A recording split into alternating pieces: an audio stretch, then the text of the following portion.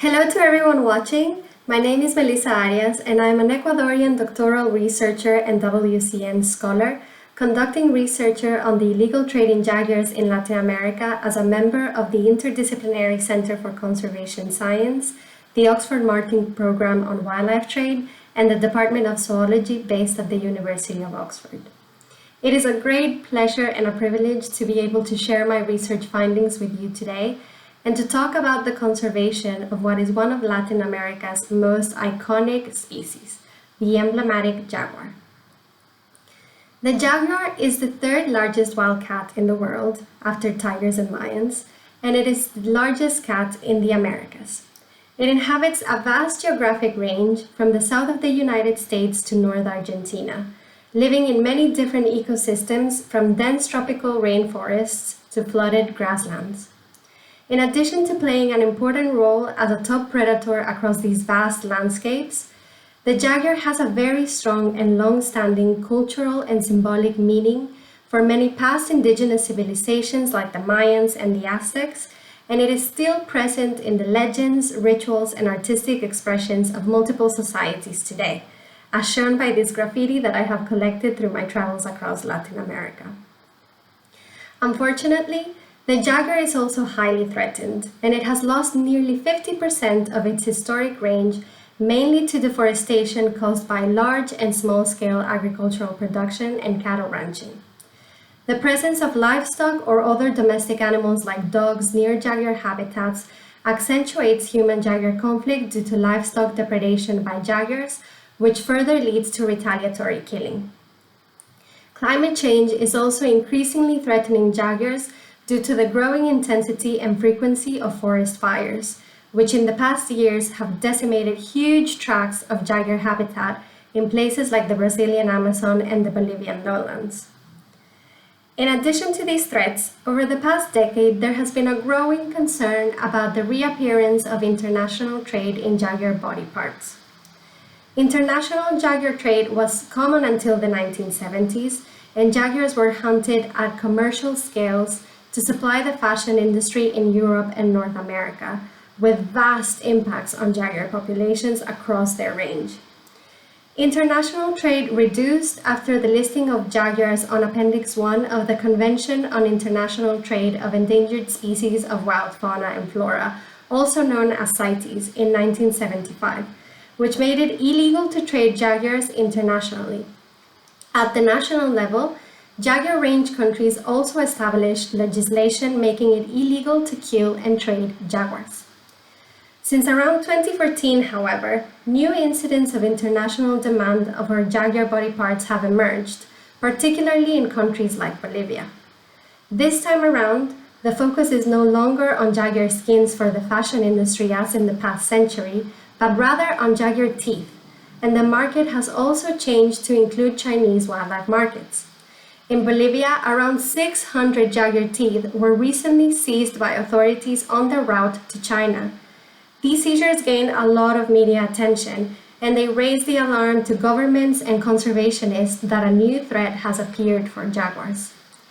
The key assumption behind this new wave of jaguar trade is that jaguars and their body parts may be acting as substitutes of the critically endangered tiger, whose body parts are illegally used as symbols of status or as ingredients in traditional Chinese medicine, and which have caused a steep decline in tiger populations.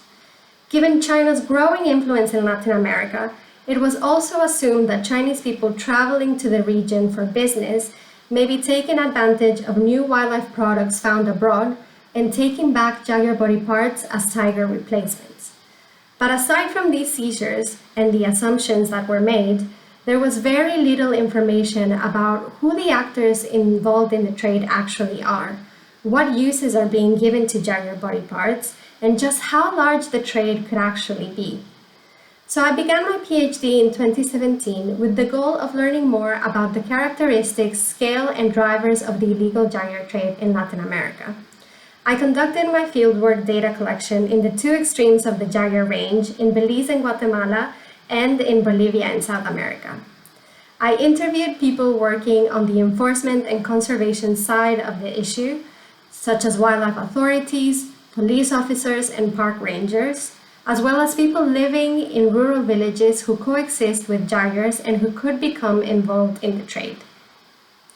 When I began my research in rural communities, I was expecting that it would be very difficult to find evidence of jaguar trade, because jaguars are so rare in nature that I imagined their trade would be equally elusive and hard to detect. However, I was surprised to find exactly the opposite. In Bolivia, after speaking to over 1,000 people in rural communities together with my research team, we learned that nearly half of them had recently possessed jaguar body parts, and nearly 20% had killed at least one jaguar in the past 5 years. A similarly high number of people had been involved in commercial behaviors like selling and buying jaguar body parts.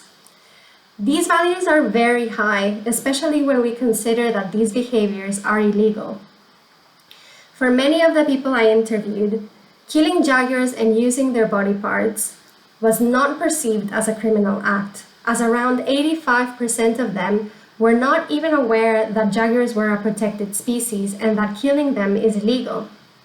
Additionally, jaguars were negatively perceived by around 75% of the people I interviewed, and they commonly use words like fear, dangerous, and bad to refer to jaguars. The reason for these negative perceptions was related to the fact that around 25% of them had experienced livestock depredation by jaguars, and 3% even mentioned that they had been involved in an aggressive personal encounter with the species that put their own lives at risk. I was really impacted after interviewing a woman in rural Bolivia who told me the story about how she became a jaguar poacher and trader. She owned a very simple house at the edge of the forest, and she made a livelihood for her and her 2 children from raising pigs. Every now and then, she was woken up at night by the screams of her pigs, and from her bedroom window, she witnessed as the jaguar snatched one of her pigs and dragged it into the dense forest. In just a minute, she lost all the time and effort that went into raising her pigs and her income.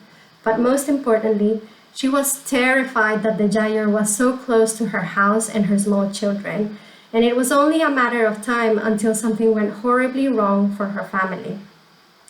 So she decided to take matters to her own hands, got a firearm, and every time she would hear the nervous screams of her pigs outside, she looked out the window and took a shot, hoping to deliver the final blow to the treacherous beast, as she called jaguars. She had managed to kill 3 jaguars in the past 5 years in this way, and saw each of these kills not only as an act of self-defense, but also as an opportunity for business entrepreneurship, by selling the body parts to her neighbors and to markets in nearby villages and urban areas. This was sadly a story that repeated itself across many of the villages that I visited, and it highlighted how negative perceptions and human-wildlife conflict can become important drivers of the illegal trade. This interaction also changed the way that I personally saw jaguar poachers, because I learned that many times they are not the evil organized criminals that we imagine them to be, but sometimes they are just normal people who are trying to survive and do the best they can with the opportunities they have at hand. Like this woman, the majority of jaguar poachers that I met were rural villagers who derive their livelihoods and subsistence from agriculture, livestock ranching, and wild meat hunting, and who live under conditions of poverty. As anyone else in their shoes would, they take any chance encounter with a jaguar as an opportunity to gain just a little extra to survive. Many others in these rural villages use jaguar body parts for a vast range of subsistence, cultural, and functional purposes, including as decorative accessories, traditional costumes, furniture, and more. Items like jaguar teeth and skulls were used as pendants or as household decoration meant to keep evil spirits away or to bring good luck. I was also surprised to learn that Jager Fat, which is kept in these types of container, was commonly used as a natural and traditional medicine to treat a wide range of illnesses, from bone diseases to the common cold. It was also used to keep crop-breeding animals like the capybara shown here away from plantations due to the strong smell of when it is sprayed over the crops. Even jaguar meat was frequently consumed. Jaguar body parts were not only kept at people's homes in rural villages, but they were still being openly sold in rural and urban markets in the country, like the photographs shown here. These markets were supplied by rural villagers, particularly bushmeat hunters, and they attracted not only local buyers, but also international tourists and foreigners from neighboring countries interested in buying local souvenirs or handcrafts. In fact, one of the most frequent Jaguar consumers mentioned by the people I interviewed were described as tourists of European descent, who probably purchased Jaguar body parts without knowing that buying them and taking them back to their countries of origin is illegal. The role of tourism in the Jaguar trade was also highlighted during my interviews with law enforcement personnel in Belize and Guatemala, who had conducted most of their seizures of Jaguar body parts at popular tourist destinations like beaches, restaurants, and hotels. As reported in the media, another trader group described by my survey participants in Bolivia and by the authorities I interviewed in Central America were individuals of Asian descent, interested in buying Jaguar teeth, skulls, or complete carcasses. These traders had directly approached many of the villages that I visited and left requests for Jaguar body parts to be picked up at a later time. While most of the hunters I interviewed had come across Jaguars opportunistically while they were hunting for other wildlife or following a livestock depredation event, there were a few people who were purposely searching for Jaguars after being recruited by traders of diverse nationalities, including local people, but also people of Asian descent. Aside from the China-bound seizures that I mentioned earlier, recent undercover investigations carried out by journalists and NGOs are starting to show the emergence of organized networks of trade in Jaguar body parts that are related to Chinese wildlife markets. While my interviewees did not know the specifics about these traders and they did not know whether the parts were actually being exported abroad, the existence of these organized networks and the target and killing of Jaguars must continue to be formally investigated by the authorities. There were also a few examples in which authorities had confiscated Jaguar taxidermies or live animals from residences owned by people linked to drug trafficking. This Jaguar pictured here, for example, had been unexpectedly confiscated during a drug raid in Guatemala. It is believed that drug traffickers like to use Jaguar body parts as trophies or as symbols of wealth and status, but this is another topic that requires even more investigation. To summarize some of the key findings of my research, I think one of the findings that I personally found very interesting and relevant was just the surprisingly large scale of domestic killing, use, and trade in Jaguars, which was related to local subsistence, traditional purposes, and negative interactions between people and Jaguars. I was quite surprised that for years before Chinese demand for Jaguars reached the media headlines, this domestic component of the trade had been largely ignored, despite of its potentially devastating impacts on Jaguar populations and despite being completely illegal. This finding is important because it tells us that if we were to focus exclusively on the international side of the trade, Jaguars would still be poached at large scales to supply other domestic markets. And so it is very important to include local actors as key target audiences of interventions meant to address the illegal trade, taking care to understand their needs and their perspectives and their very real problems related to coexisting with these predators.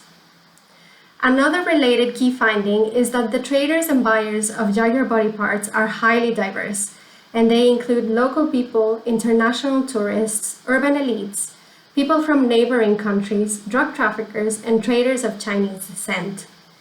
Each of these actors has a different motivation and a different way of trading and obtaining Jaguar body parts, and they will require different approaches to reduce their participation in the trade. This means that any efforts to address this threat to Jaguars will need to unravel this complexity, staying clear of generalizations or one-size-fits-all approaches. I have been very lucky throughout my PhD to work very closely with NGOs, governments, and intergovernmental panels to share these findings and to hopefully guide future actions to address illegal Jaguar trade in an evidence-based way, moving away from previous reliance on assumptions or on seizure data, which sometimes contain very limited information about the real drivers of the trade. And with that, I would like to thank you all very much for your time and attention.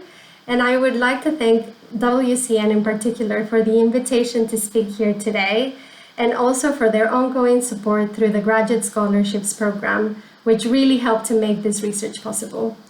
Please feel free to contact me or follow me on social media to learn more about this research. Thank you so much.